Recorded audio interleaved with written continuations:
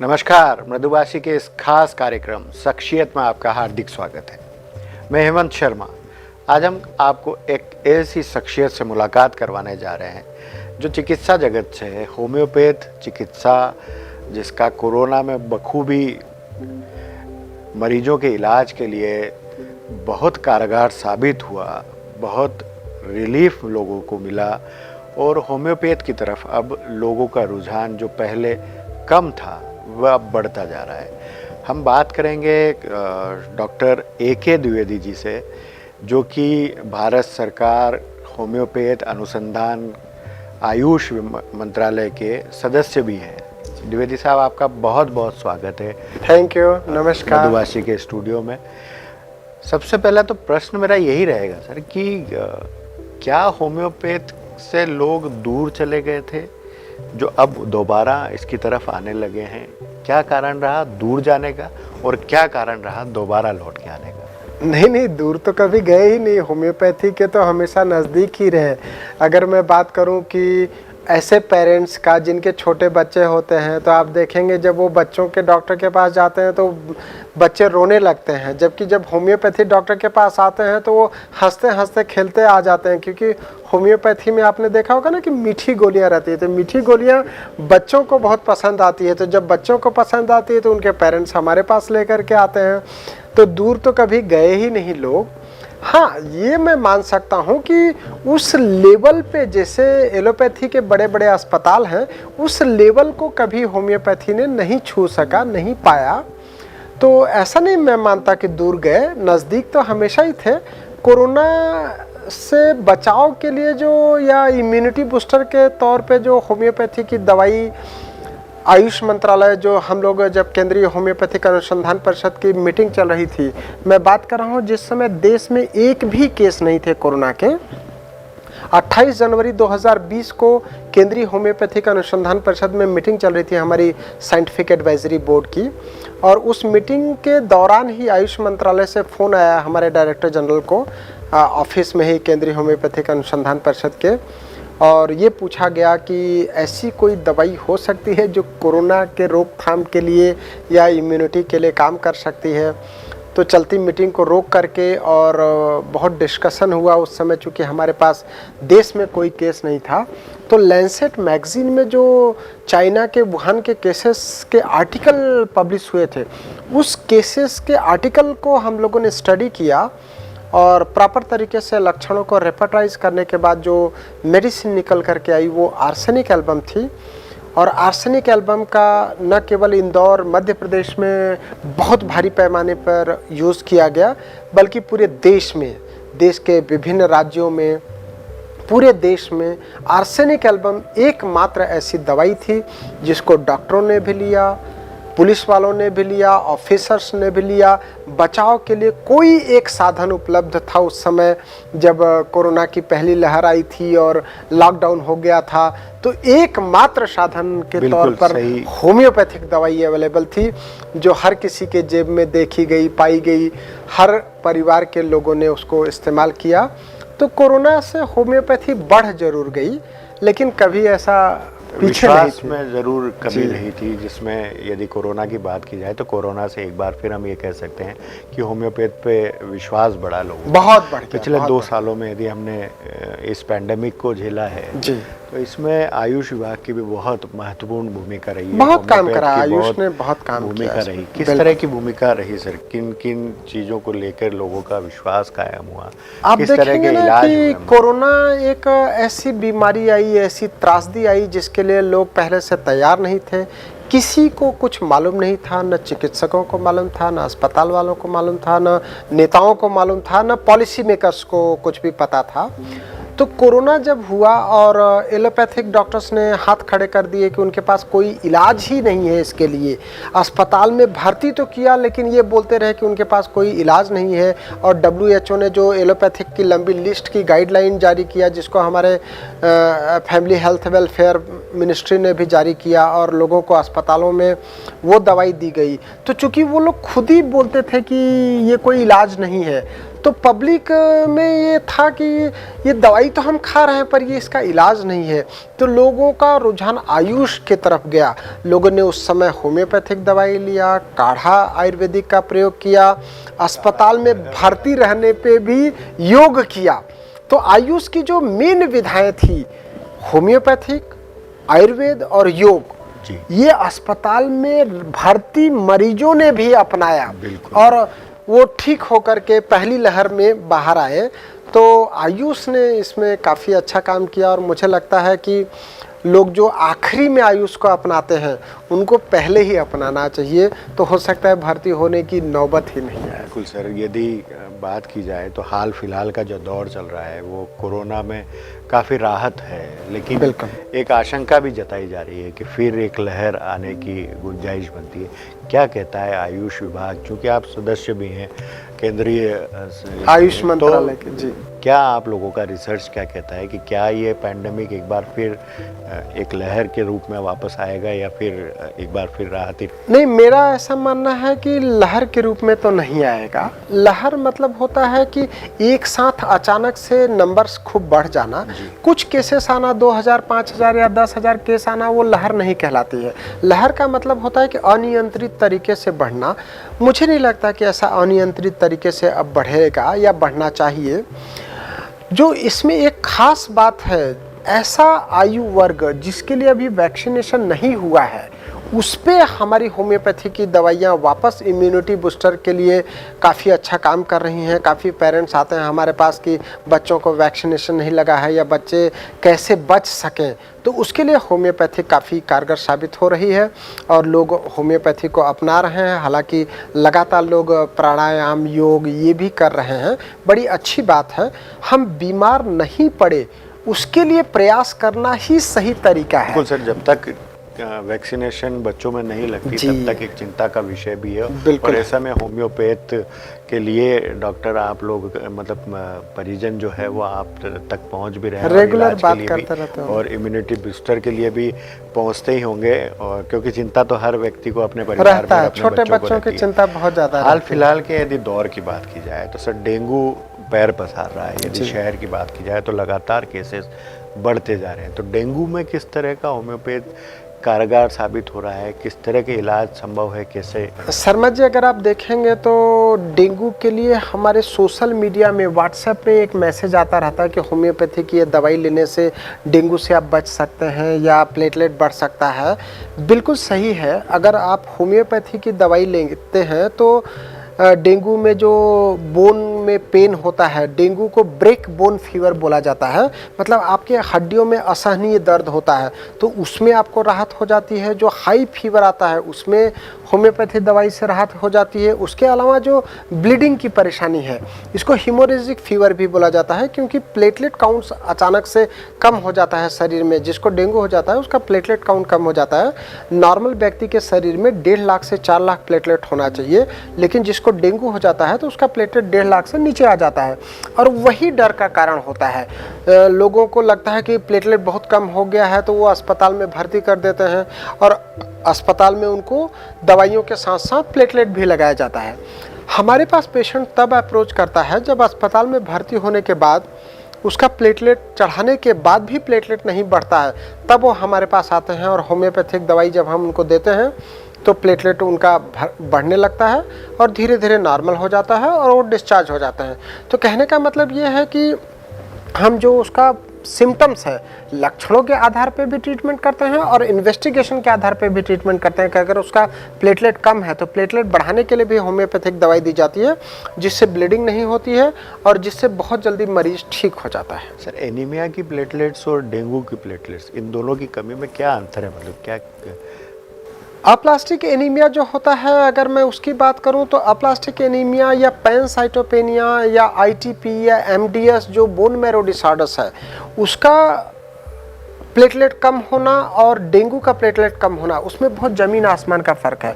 जैसे डेंगू के अगर मैं प्लेटलेट की कम बात करूं तो जिसको डेंगू हो जाता है उसमें एक तो डेंगू प्रोफाइल कराएंगे तो डेंगू पॉजिटिव मिलेगा आपको, जो अप्लास्टिक एनीमिया के मरीजों में नहीं मिलता है। दूसरी अगर मैं बात करूं तो इसमें हीमोग्लोबिन उसका नॉर्मल रहता है। अगर डेंगू हुआ है तो उसमें एकदम से हीमोग्लोबिन का डाउनफॉल नहीं होता है या फिर आरबीसी डब्ल्यूबीसी का डाउनफॉल नहीं होता है, केवल प्लेटलेट की संख्या कम होती है। और जबकि अप्लास्टिक एनीमिया में उसका हीमोग्लोबिन भी कम हो जाता है, आरबीसी भी कम हो जाते हैं, डब्ल्यूबीसी भी कम हो जाते हैं और प्लेटलेट्स भी कम हो जाते हैं, जिसको पैनसाइटोपेनिया बोलते हैं। हमारे शरीर में 3 तरह के सेल्स होते हैं, आरबीसी, डब्ल्यूबीसी और प्लेटलेट्स। तो जब तीनों कम हो जाता है तो उसको पैनसाइटोपेनिया बोलते हैं। जब हीमोग्लोबिन कम हो जाता है, केवल हीमोग्लोबिन कम होता है और हमारे सेल्स नॉर्मल रहते हैं, जिसको साधारण भाषा में लोग एनीमिया जानते हैं, तो उसको एनीमिया बोलते हैं।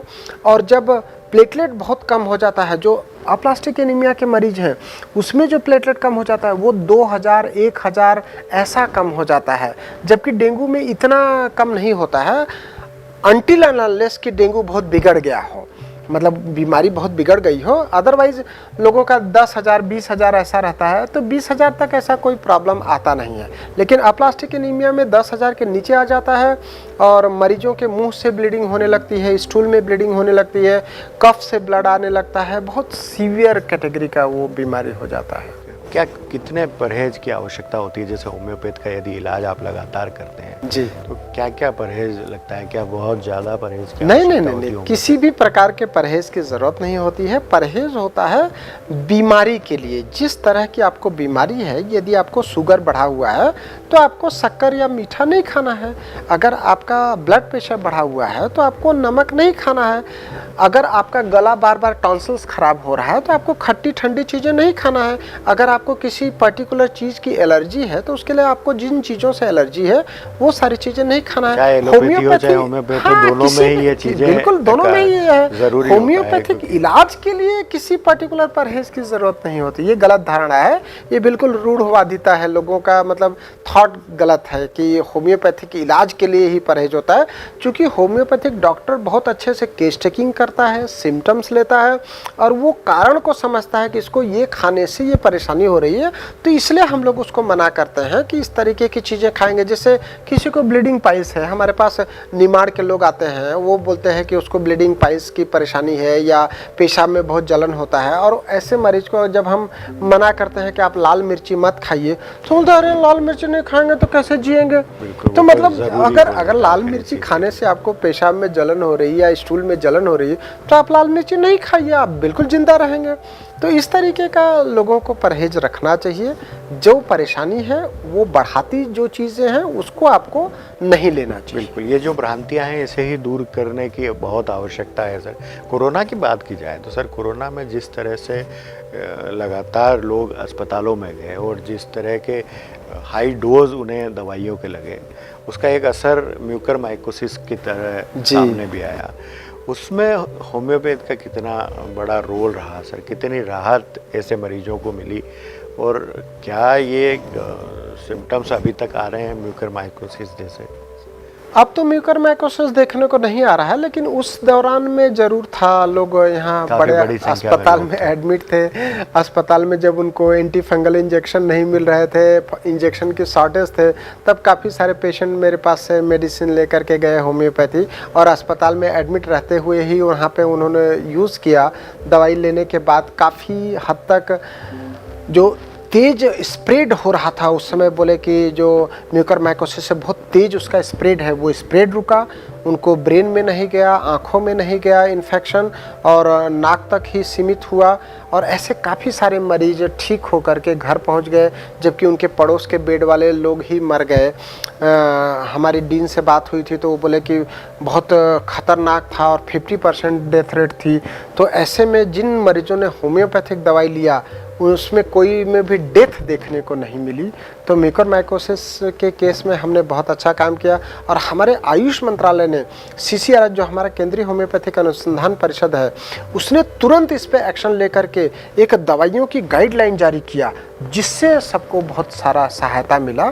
तो उसमें भी काफ़ी अच्छा हम लोगों ने काम किया और लोगों को बड़ी राहत मिली। एक चीज़ और भी देखी जाती है सर कि व्यक्ति यदि बीमार होता है या फिर उसे कोई टिपिकल बीमारी होती है तो वो पहले पूरी देश और दुनिया में घूमने के बाद जब उसे इलाज में कहीं भी राहत नहीं मिलती, तब वो होम्योपैथ की तरफ अपना झुकाव करता है। ऐसी स्थितियों में आप लोगों के लिए कितनी परेशानी भरा वो समय होता है क्योंकि जब वो केस बिगड़ चुका है तब आप तक आता है, फिर किस तरह से उसका केस इलाज आगे बिगड़ बढ़ता ही है? नहीं चुका है शर्मा जी, केस बिगड़ने के साथ साथ उसको जो पहले के डॉक्टरों ने देखा हुआ होता है उसको ये समझा देते हैं कि आप तो ठीक ही नहीं होंगे, आपको तो अब ये बीमारी का कोई इलाज ही नहीं है, दुनिया में कहीं भी चले जाइए। तो तब जब मरीज हमारे पास आता है तो उसको हमको ये समझाना कठिन होता है कि आप ठीक भी हो सकते हो।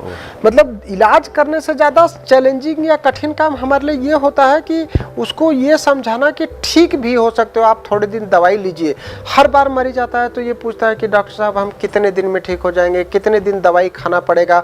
एक तरफ तो उसको ये दिमाग में है कि हम ठीक ही नहीं हो सकते, और दूसरी तरफ हम जब उसको दवाई आस छोड़ देता है। जब व्यक्ति आस छोड़ देता है तो उसमें उम्मीद जगाना ट्रीटमेंट करने से ज़्यादा कठिन काम होता है। और हम वो कठिन काम भी करते हैं जब कई सारे बड़े शहरों के बॉम्बे, दिल्ली, एम्स, पीजीआई और सीएमसी वेल्लूर में अप्लास्टिक एनीमिया के पेशेंट जब ठीक नहीं होते तब हमारे पास इंदौर में दिखाने के लिए आते हैं। और जब उनका लगातार 4-6 महीने साल भर होम्योपैथिक दवाई लेते हैं तो धीरे धीरे प्लेटलेट और हीमोग्लोबिन बढ़ने लगता है। ऐसे मरीज जिनको हर 2 दिन 5 दिन में ब्लड चढ़ाना पड़ता था, उनको ब्लड नहीं चढ़ाना पड़ता है और धीरे धीरे वो नॉर्मल लाइफ की ओर आ जाते हैं। तो उससे हमको बड़ी संतुष्टि मिलती है कि होम्योपैथिक ऐसी चिकित्सा प्रणाली है जो इतनी जटिल बीमारियों को भी ठीक कर सकती है, बोन मैरो डिसऑर्डर्स को भी ठीक कर सकती है। जबकि बोन मैरो ट्रांसप्लांट में बड़े अस्पतालों में लाखों रुपए खर्च होते हैं और उसके बाद भी मरीज नहीं बचते हैं। होम्योपैथ के इलाज में एक चीज़ और कही जाती है कि जब इलाज शुरू किया जाता है तो क्या बीमारी बढ़ती है या फिर धीरे धीरे कम होती है? नहीं, भ्रांतियाँ बिल्कुल बहुत बड़ी भ्रांति है ये। कुछ डॉक्टर्स होम्योपैथी के ऐसा करते थे कि जैसे मरीज उनके पास आया तो वो पहले से जो इलाज ले रहा होता है उसको सडनली बंद करा देते हैं। वो गलत तरीका है। जो मरीज हमारे पास आया आज, वो पहले से जो भी इलाज ले रहा है उसको हमको तुरंत नहीं बंद करना है। अगर तुरंत बंद कर देंगे तो अचानक से बीमारी बढ़ जाएगी। थोड़े समय उस इलाज के साथ ही होम्योपैथिक ट्रीटमेंट दिया जाना चाहिए। फिर धीरे धीरे जब उसको आराम होने लगे तब वो जो इलाज है उसको धीरे धीरे ग्रेजुअली अगर टेपरिंग डाउन में जाएंगे तो बिल्कुल बीमारी नहीं बढ़ती है। ये गलत है कि होम्योपैथिक दवाई से बीमारी बढ़ती है। होम्योपैथिक दवाई से तो तुरंत उसको आराम मिलता है, लेकिन अगर हम उसकी पुरानी जो दवाई है, जैसे स्किन के केसेस में अगर हम उसकी दवाई बंद कर देंगे तो स्किन का केसेस बढ़ जाएगा। जॉइंट के केसेस में अगर हम उसकी पहले की दवाई जो ले रहा है, अगर वो पेन किलर ले रहा है, तुरंत बंद कर देंगे तो जॉइंट पेन आसानी हो जाएगा। स्लो प्रोसेस है, लोगों को यह भी होम्योपैथी थोड़ा धीरे आराम मिलता है, बहुत फास्ट आराम मिलता है। बिल्कुल गलत है ये। आप देखिए कि जो लोग अस्थमा के मरीज आते हैं उनकी उम्र 60 साल 50 साल हो जाती है, हमको आकर के बताते हैं कि मैं 20 साल से अस्थमा की दवाई खा रहा हूँ। 20 साल से अस्थमा की दवाई खाते हैं, अस्थमा ठीक नहीं होता है, और इधर 20 महीने होम्योपैथिक दवाई लेते हैं, ठीक हो जाता है, उनको आगे जरूरत ही नहीं पड़ती है। तो आप 20 साल को ज्यादा मानेंगे या 20 महीने एक मजबूत इलाज? यस, स्किन में भी ऐसे होता है। सोरियासिस के मरीज आते हैं, वो बताते हैं हमको कि वो 5-10 साल से स्किन का बहुत ट्रीटमेंट करा लिया फिर भी बीमारी नहीं ठीक हो रहा है। हमको 5-10 महीने देता है, 5-10 महीने में वो ठीक हो जाता है। तो कहाँ उधर 5-10 साल का इलाज और इधर 5-10 महीने। भाई कोई बीमारी अगर पुरानी है, लंबे समय से आ रही, सालों से उसका इलाज करा रहा है, तो उसको ठीक होने में भी तो एक समय लगेगा। यही बात है कि लंबे समय तक इलाज कराने के बाद जब राहत नहीं महसूस होती तब होम्योपैथी की तरफ आता है। बिल्कुल। क्या सभी बीमारियों का इलाज होम्योपैथी में है या फिर केवल दवाइयों से होने वाले? नहीं, सभी बीमारियों का इलाज कैसे संभव हो सकता है? कई सारी ऐसी बीमारियां होती हैं जो वन साइडेड डिसीजेज होती हैं, जो इनक्यूरेबल डिसीजेज होती हैं, वो किसी भी दवाई से ठीक नहीं हो सकती है। अगर मैं बीमारियों की भी बात करूं तो कुछ बीमारियां सर्जिकल डिसीजेज होती हैं जहां पे हमको सर्जरी का ज़रूरत पड़ता ही है। ऐसी बीमारियां जो बार बार हो जाती हैं, सर्जरी के बाद भी हो जाती हैं, उसको हम होम्योपैथी दवाई से रोक सकते हैं। लेकिन ये कहना बिल्कुल गलत होगा कि सभी बीमारियां दवाइयों से ठीक हो सकती हैं। कभी कभी ऑपरेशन की ज़रूरत होती ही है। जब बीमारी बहुत ज़्यादा बढ़ जाता है तो ऑपरेशन भी एक इलाज का तरीका है, ऑपरेशन के लिए जाना ही पड़ता है। दवाइयों का एक लिमिटेशन होता है। सभी बीमारी मुझे नहीं लगता कि दवाइयों से ठीक हो सकती। बिल्कुल सर, कई बार ये भी होता है कि एक मरीज जिसे एलोपैथी से आराम नहीं मिलता है वह चाहता है कि होम्योपैथ की दवा भी ले ली जाए। कई व्यक्ति होम्योपैथ का इलाज कराते हैं और उसे लगता है कि जल्द राहत मिले तो एलोपैथी की दवाई ले लेता है। तो इसमें कोई आपस में रिएक्शन या इस नहीं, तरह का कोई रिएक्शन होता है बिल्कुल कि उससे बेहतर इलाज हो सकता है दोनों चीज़ें यदि लें? हाँ, दोनों अगर ट्रीटमेंट लेते हैं, दोनों चिकित्सा प्रणाली को अपनाते हैं तो बहुत जल्दी उसको राहत मिलेगा। उसका सबसे बड़ा उदाहरण कोरोना था।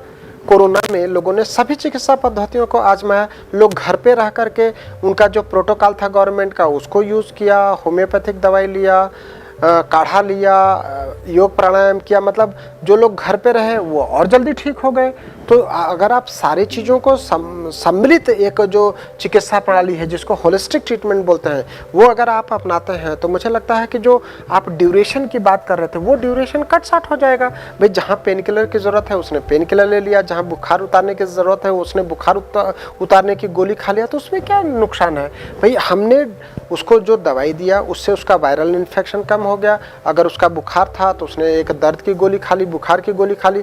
तो मुझे नहीं लगता कि इसमें किसी भी प्रकार की कोई परेशानी होती है। मेरे पास तो जो पेशेंट आते हैं वो ऑलरेडी एडमिटेड होते हैं अस्पताल में, होम्योपैथिक दवा लेकर के जाते हैं और अस्पताल में ही दवाई खाते हैं और ठीक होकर के आ जाते हैं। अस्पतालों में भी जाके आपको बिल्कुल हम जाकर के देखते भी हैं मरीज, वो लोग रिक्वेस्ट करते हैं तो हम अस्पताल में जाके भी देखते हैं। बिल्कुल होम्योपैथ से अस्पतालों में भी राहत मरीजों को मिल रही है। सर मैं एक बात आपके बारे में भी जानना चाहूँगा कि आप केंद्र से लेकर इंदौर तक एक प्रसिद्धि पा चुके हैं। चाहे होम्योपैथ के इलाज की बात की जाए तो किस तरह से आपका झुकाव होम्योपैथ की तरफ हुआ और कैसे होम्योपैथ के इलाज को लेकर लोगों को राहत देने के लिए आप इस फील्ड में हैं? एक्चुअली डॉक्टरों के साथ प्रसिद्धि जो है ये प्रसिद्धि नहीं है। जब मरीज आता है तो वो बड़ा दुखी रहता है, बहुत गमगीन रहता है, बहुत निराश रहता है। जब हमारा मरीज ठीक होता है तो हमारा आत्मबल बढ़ते चले जाता है। हमको मरीज जो पैसे देता है उससे ज़्यादा वो आशीर्वाद जो देता है, मुझे लगता है कहीं ना कहीं प्रसिद्धि के पीछे उसका आशीर्वाद होता है। मैं ये मानता हूँ कि जो मरीज कहीं नहीं ठीक होता है, जब हमारे पास आकर के वो ठीक हो जाता है तो उसके अंदर जो खुशी होती है वो किसी पैसे से खरीदी नहीं जा सकती है या किसी पैसे से वो बांटी नहीं जा सकती है। तो वो खुशी हमें भी खुशी प्रदान करती है कि हमारे हाथ में एक ऐसी चिकित्सा प्रणाली है जिससे हम लोगों का दुख दर्द कम करने का प्रयास कर सकते हैं। मैं अगर मेरी बात करूँ तो मुझे इतना शुरू में होम्योपैथी नहीं समझता था। हालांकि मैं जब छोटा था तो मेरे पिताजी होम्योपैथी की गोलियां देते रहते थे और हमारे यहाँ गांव में जब खेतों में बैल जो खेत पहले बैलों से जोते जाते थे तो बैलों को वो हल लग जाता था तो उसमें चोट लग जाती थी, तो उसके लिए पिताजी आर्निका को रोटी में डाल करके बैलों को खिलाते थे तो उससे वो जल्दी ठीक हो जाता था। ये मैंने बचपन में देखा हुआ था, पर मैं बहुत ज़्यादा होम्योपैथी नहीं जानता था।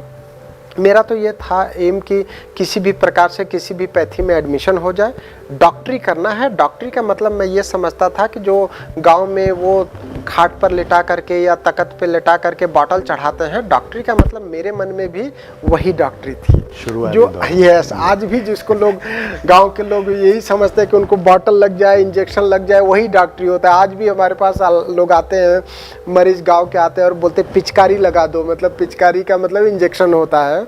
तो मेरे दिमाग में भी कुछ इसी तरीके का था। लेकिन जब नागपुर यूनिवर्सिटी के कॉलेज में मेरा एडमिशन हो गया और जब मैं BHMS का प्रथम वर्ष पास कर लिया, सेकेंड ईयर में गया, Gondia homeopathic medical college Gondia एक डिस्ट्रिक्ट बन चुका है अब तो वहाँ पे जहाँ हम रहते थे, किराए के मकान में रहते थे, वहाँ पास में ही कुछ छोटे तबके के लोग रहते थे। तो एक बच्चा था जिसके 20 नाखून खराब हो गए थे और उस नाखून के इलाज के लिए शहर के एक बड़े एलोपैथिक डॉक्टर का इलाज चलता था उसका 2 साल 2.5 साल से, लेकिन नाखून ठीक नहीं हुआ और वो बच्चा हमारे पास लेकर के आया। हम लोग उस समय भी इतना ओबीडियंट तरीके से रहते थे, अप्रान वगैरह पहन करके कॉलोनी में निकलते थे, तो लोगों का बड़ा रिस्पेक्ट था हमारे लिए।